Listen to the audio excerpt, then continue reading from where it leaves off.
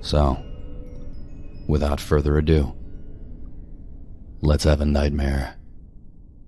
The Bleeding Maze, a visitor. I want to tell you about the Bleeding Maze at the center of our town. People who aren't from around here don't know anything about it. It's not referenced on any website or in any travel book, and most of us like it that way.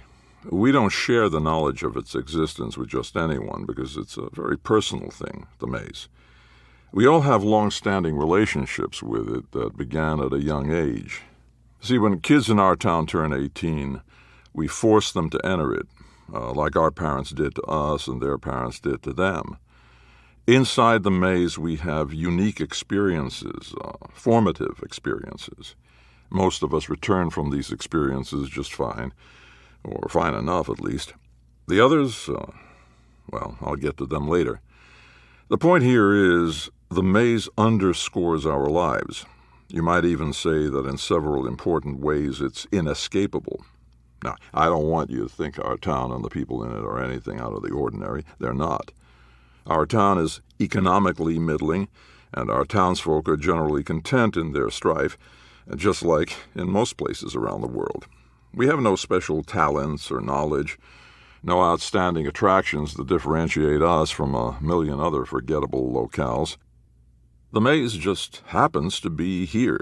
It could be anywhere else, and it would still function the same way. For all I know, everyone has a maze in their town and doesn't tell anyone else for the same reasons we give. In fact, maybe right now you're thinking, I already know about the maze. I bet yours isn't any different from ours. But then again, maybe not.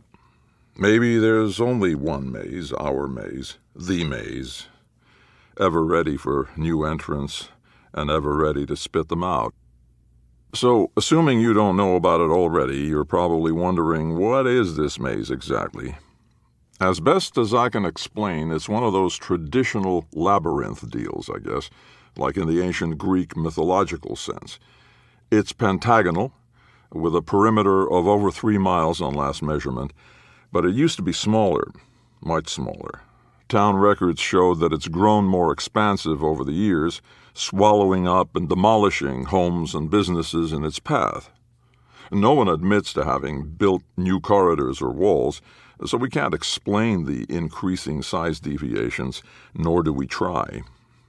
Even though it may one day consume the entire town, it's really in everyone's interest not to think about certain facts of the maze. We all sleep better that way. Structurally, the maze is comprised of cold, gray stone polished ice smooth. Well, at least we think it's stone. There's every possibility that it's not. After all, the walls of the maze take no damage even when battered with hammers, chisels, and axes. Standing over 9 feet high, they have never been scaled by any climbers either. Anyone that tries slips off and comes crashing back to earth, as if the stone actively resists attempts at mastery. Rock collectors among us say the stone of the maze walls seems like granite, except for its abnormal hardness. That hardness is really the lesser of its abnormalities, though, as it's also infused with something our local mineral and stone enthusiasts can't come close to identifying. Dark red flecks, impenetrable as the rest of the stone 1 minute, and permeable the next.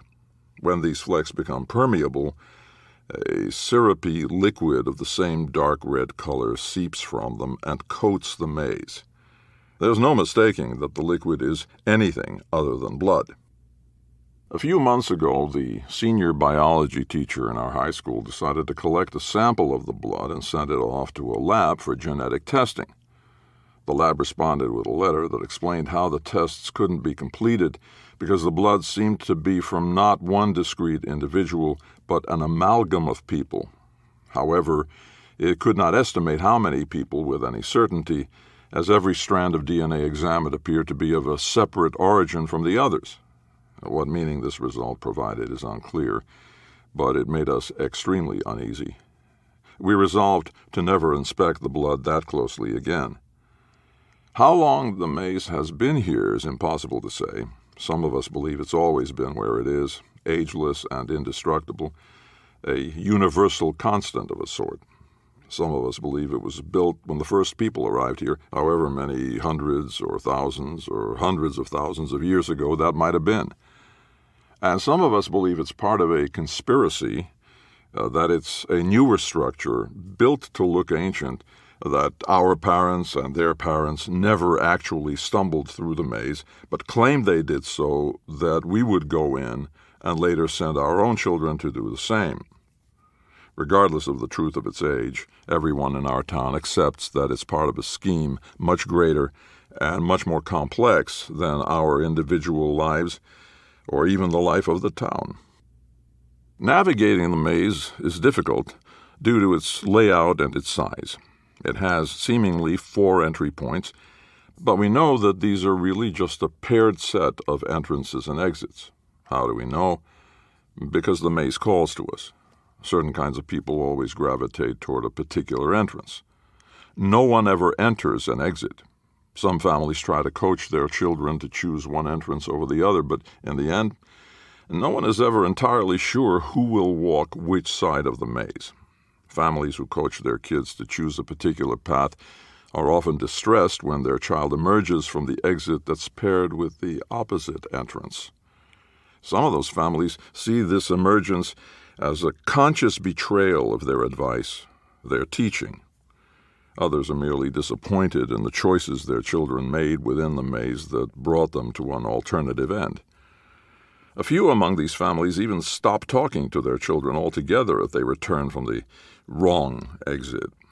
As far as we can tell, though, there is little variation in the two paths. They both twist and turn in bizarre, chaotic patterns. They both result in journeys of indeterminate duration. They both lead to exits that stand no more than 10 feet from one another, and at the end, everyone who passes through either one returns soaked in blood, if indeed they return. What happens to us inside the maze is that which I suppose sociologists might call a coming-of-age ritual, though it's a distinctly different experience for everyone. Some of us try to run through as quickly as our legs and lungs will allow. Some of us attempt to stroll or make a game of it. Some of us hope to camp out and spend the night. It doesn't matter the tactic used, because the maze itself determines how long our journeys take. For many, traversing the maze is a process of mere hours. Those who fall into this category usually arrive with compasses and coordinates and GPS systems all set to guide them.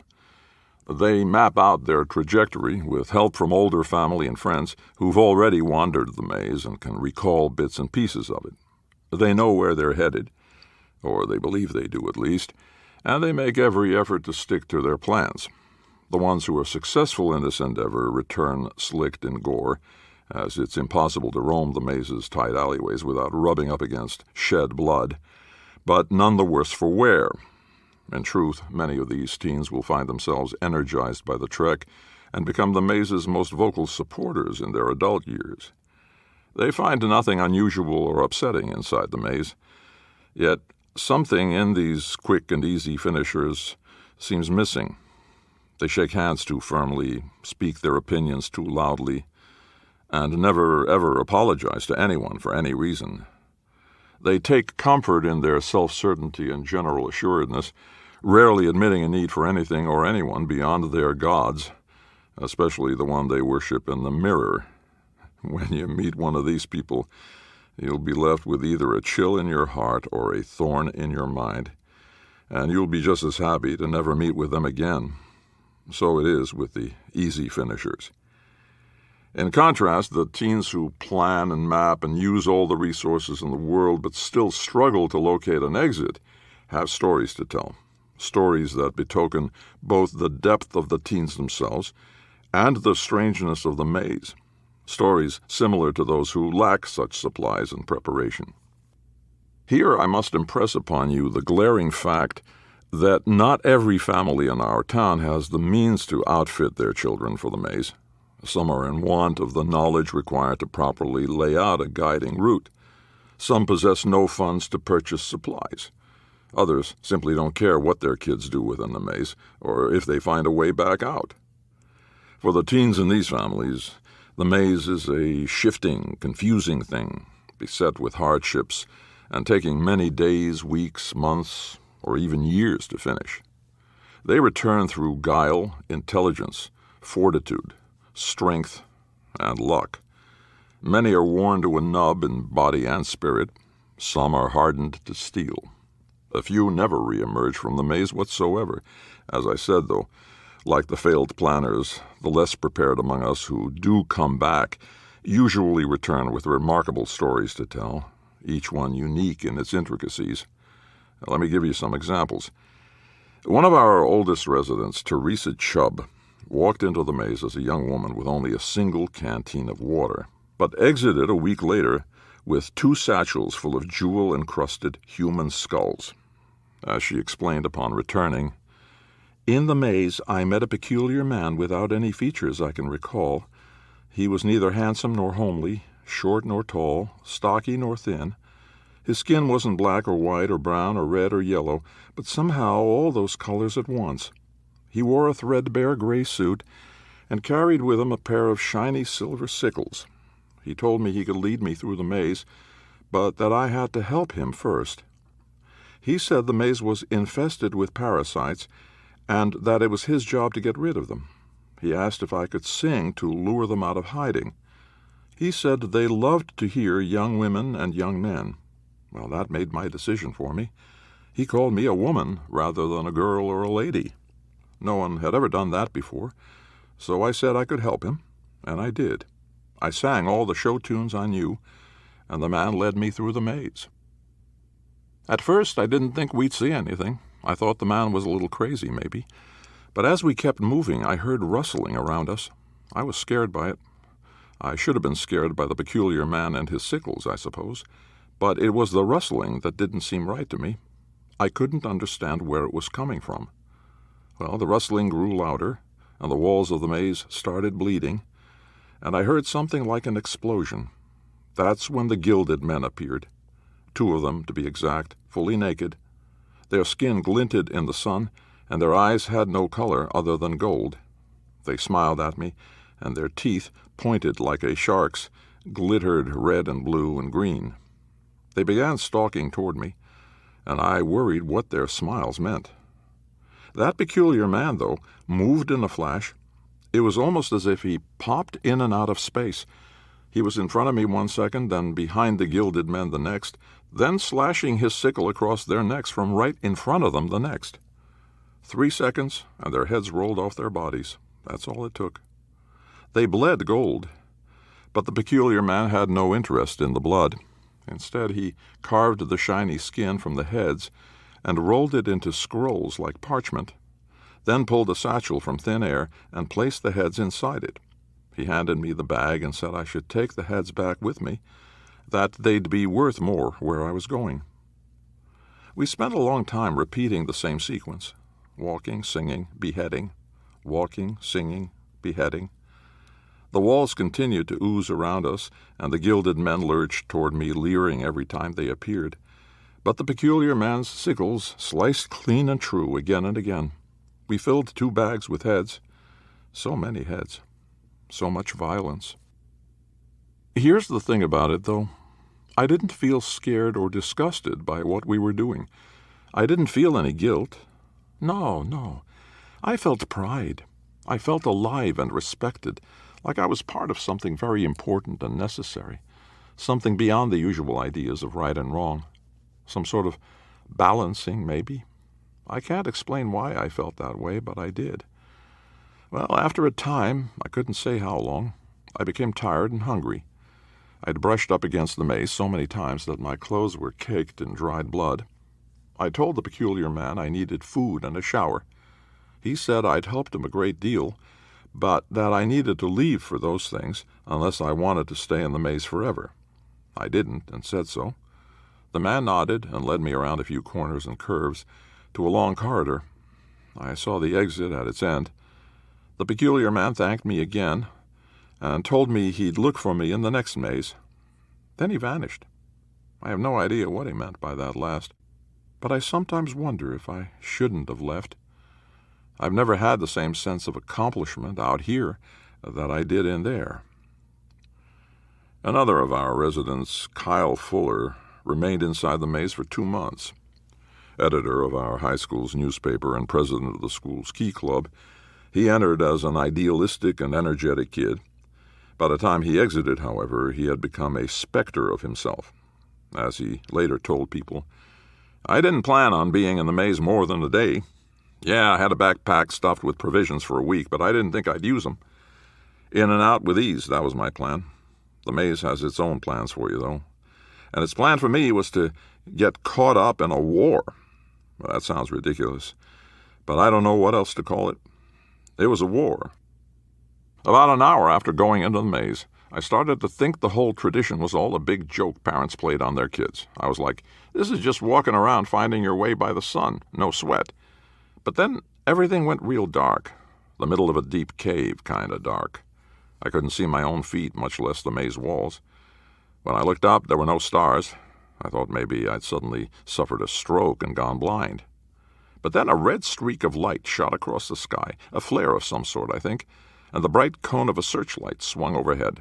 It lit up enough of the maze to allow me to see that I was suddenly standing in a trench, surrounded by a group of people. Only they weren't exactly people. They had arms and legs and unremarkable bodies, but their heads were just small, fleshy mounds dominated by enormous mouths. These beings, whatever they were, all wore uniforms that looked like army fatigues with huge red-letter T's embroidered on the chests, and each of them carried a little stick that glowed red. These things focused on me and began shouting to one another in a language I'd never heard. The sound of their voices tore at my ears and my eyes. I don't know if it was the pitch or the frequency or what, but I thought my head was going to explode. As they spoke, one of them pointed its glowing stick at me, and I crumpled to the ground for no apparent reason. I felt confused, more confused than I had any other time in my entire life. I couldn't remember how to stand or talk. I had to concentrate just to blink and breathe. They'd done something to my brain, made it almost shut down. Fear took hold of me, and I started to shiver. I couldn't stop shivering. One of the mouth beings kicked me hard in the stomach, and another kicked at my head. I couldn't understand why they were hurting me. I wanted to cry out for help, but couldn't remember how to. And that's when the attack came. Something flew out of the darkness and shot straight through one of the mouth beings, blowing its chest apart in a fine mist. 2 more of the mouth beings blew apart almost immediately after the first. The remainder of the beings took off running through the trench, shouting in their incomprehensible language. Their little red sticks shot beams of crimson light into the pitch-black sky, like lasers, sort of, but with more width and intensity. They kept running, leaving me curled up where I lay. Above me I heard noises like electricity sizzling through wires, like buzz saws cutting through tin. I heard explosions all around, too, and I smelled charred meat. I got up and walked the opposite direction the mouth things had gone, making sure to stay low. As I moved along, I found hundreds, probably thousands of exploded bodies in the trench. Some were mouth beings, and some were average-looking people with huge ballooned heads, like in cheesy alien movies from the 1950s. Every so often I'd hear weird rattling footsteps, or the mouth things screamed language, and I'd lay down among the dead and cover myself with dismembered limbs and loose organs until the sounds faded. I went on like this for what was apparently 2 months. It felt longer, a lot longer. When I ran out of water, I was forced to drink from puddles I found in the trench. Sometimes I'd throw up afterward, or the water, if it was even water, burning my tongue and throat. When I ran out of food, I ignored my hunger for as long as I could, but my legs eventually failed me, and I collapsed, shaking and weak as a kitten among the piles of battle-torn. God help me, I was out of options. I could die in a war I didn't understand, a victim of a place I didn't belong, or I could survive. I chose to survive, and paid the high price survival costs. I grabbed handfuls of shredded corpse meat from around me and stuffed it in my mouth and swallowed. It didn't always stay down. Even when it did, I suffered from a constant gnawing pain in my stomach and my intestines. Was it cannibalism? I don't know. It kept me alive.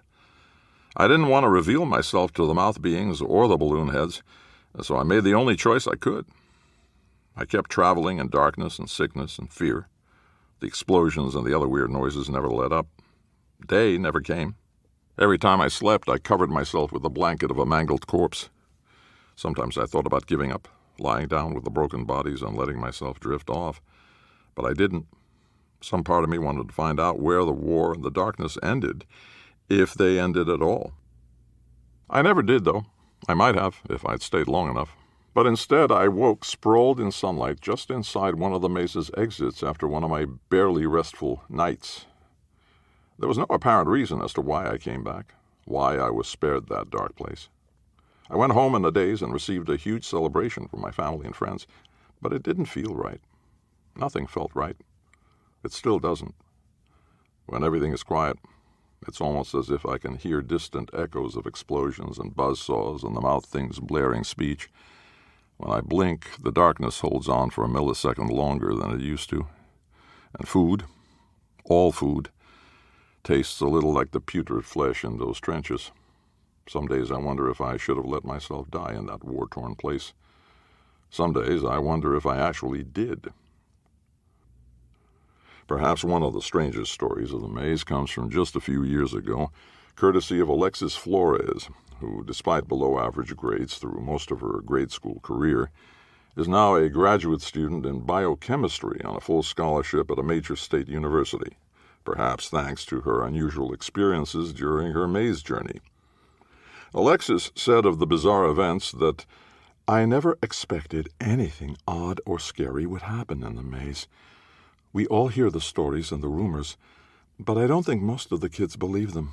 I certainly didn't. For years I thought the maze was the most ridiculous thing I'd ever heard of. I thought just about everything in life was ridiculous, really. So I didn't care about the maze, and I didn't bother to take much with me when I went in. Just a bottle of water and my phone. My parents complained, but that's what parents do.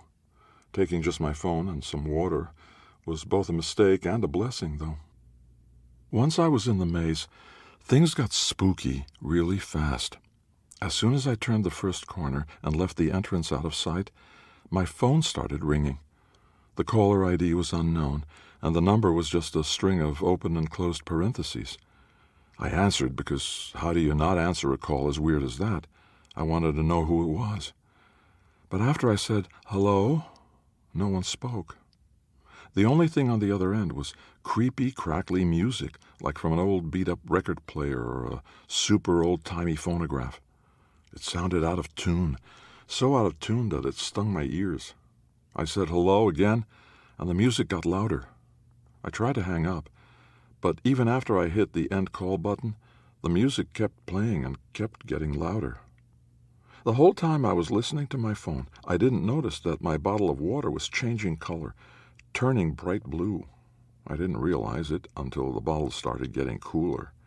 Freezing cold, cold enough to hurt my hand. I dropped it, but even at a distance I could feel the cold growing more fierce. So there I was, weird music blaring from my phone and echoing through the maze, my water bottle undergoing an icy transformation, and above it all I heard a voice speak. It had the same distorted pitch and off-kilter rhythm as the music on the phone. It said, "Release the medium." I looked in every direction, but I didn't see anyone attached to the voice. "Release the medium," it said.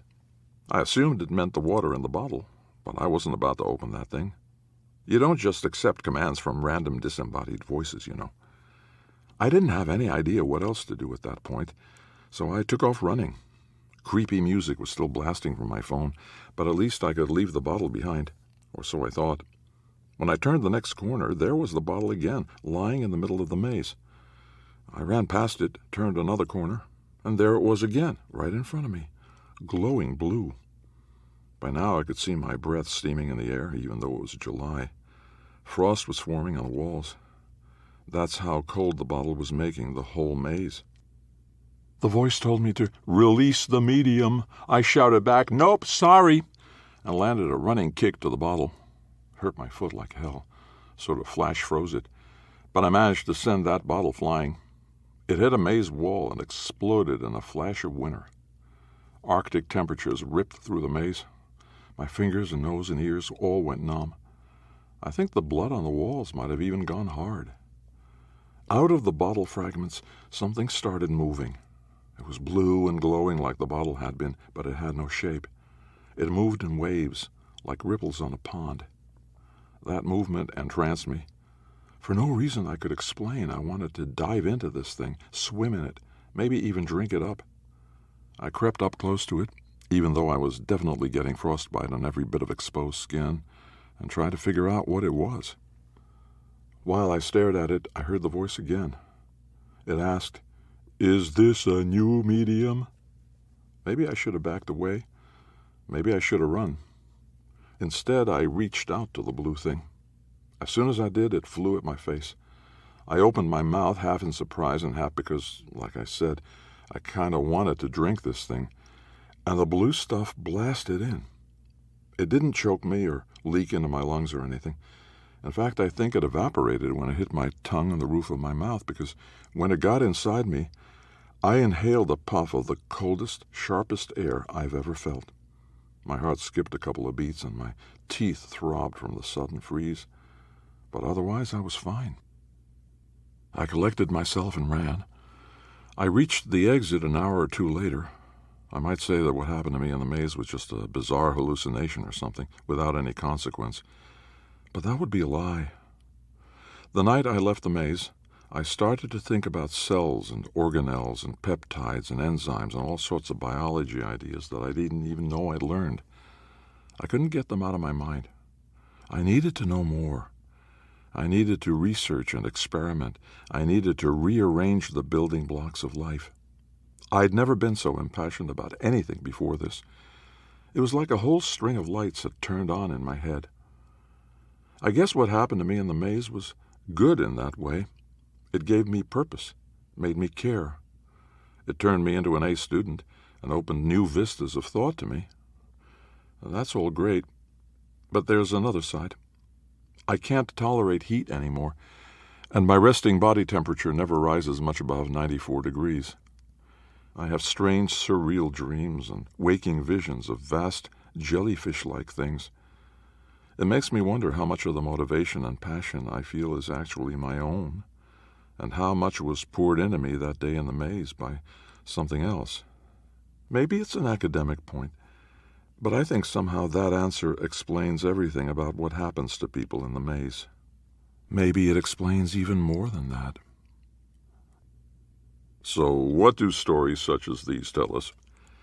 If we can draw any conclusions from them, which some of us argue we can't, it seems the most important is that the maze is far more vast than its strange stone facade suggests. The structure would be an oddity even without these incidents occurring within its walls, but the nature of the experiences seems to altogether imply transit to an altogether distinctly separate sphere of consciousness or reality. Something lies under the maze, something with an untapped potential for change, both constructive and destructive, uplifting and terrifying.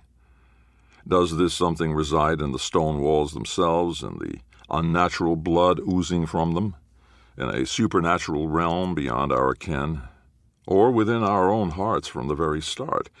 Who can say? All that's certain is many of us, the anxious majority actually, can tell mind-boggling stories of our unlikely travels within the maze. Now, as I mentioned before, there are some teens who enter the maze and never return. We mourn these kids, lost forever in the bleeding stone. What becomes of them is wholly unknown. Some believe they live out their days in whatever instance of the maze they've fallen into, making homes for themselves and perhaps even cultivating families and prosperity of some sort. Others believe they're all dead at the hands of unimaginable horrors, plain and simple. Occam's hungry razor, I suppose. A few of us have proposed that these missing teens may become the blood in the walls, that the maze only expands because it keeps consuming more of its entrance. This explains the aggregate nature of the blood, at least. Whichever may be the case, we try to provide for the families of these missing teens. We bring them homemade foods and sit with them in prickly silence, but it doesn't help much. Without bodies, there is no closure. Without reasonable answers, there is no solace. We cannot hug away the mystery. You might be thinking, why don't you go searching for those kids? Why don't you run into that maze in parties and pull them out? In the past, adults tried this, or so we're told. They went in packing compasses and lights and maps and weapons, all the accoutrements of proper search and rescues. Despite their best efforts at navigation, however, the maze led them in endless circles and forced them to backtrack to its entrances when they used up their supplies. No matter how many times they subsequently resupplied and re-entered and tried to solve the maze, they failed. This same fate befell so many rescue teams over the years that eventually the people of our town stopped organizing them or even discussing them as options. Now we simply accept occasional disappearances as the way things are and continue on with our business as best we can. As I've said before, sometimes it's best to not dwell on the vagaries of the maze. Here you might wonder why, with the magic of technology, we don't just mount trail cameras inside the maze or fly drones over the top of it to find those kids who don't return. The answer to that question is simple. Recording devices don't record anything discernible when near the maze. They still run through their mechanical and technological functions, but the videos and pictures they return are grotesquely pixelated or blurred, the resulting images composed of nothing more than abstractions. In this, then, they are of no more use in returning the teens than a vivid dream or a child's finger painting might be. Given the maze's predilection for swallowing up youths, the suggestion to abandon our tradition raises its head every few years. Though many of us secretly wish for such an outcome, we are fearful of what the maze may become without us, and likewise what we may become without the maze. And when the subject is raised loudly enough and frequently enough, we debate the pros and cons of our tradition at town meetings. These meetings are, however, more like pressure release valves for the aggrieved than referendums for action, because by the end of the debates, everyone's voice has been heard and everyone's opinion has been noted, but nothing has changed. Call it apathy or disinterest, or the comfort of stasis. Whatever the cause, most groundswells of anger over our traditions quickly dissipate in the aftermath of the town meetings. Simply speaking of a problem seems to satisfy the majority of us. Of course, none of this is to say that our citizens don't rarely shape their dissent into objects more solid than words. A tiny percentage of family members and friends of disappeared teens have attempted to destroy the maze. In days of yore, these people used pickaxes, hammers, chisels, and dynamite to try to break the maze.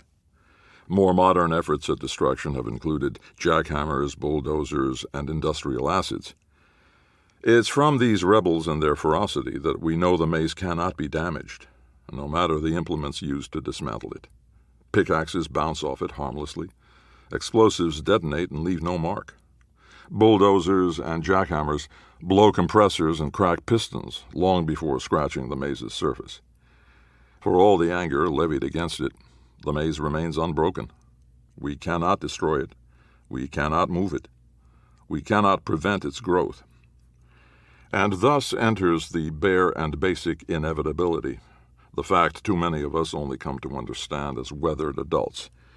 The maze will always be with us, for better or worse, and if the maze remains, you can be certain we will send our children into its maw.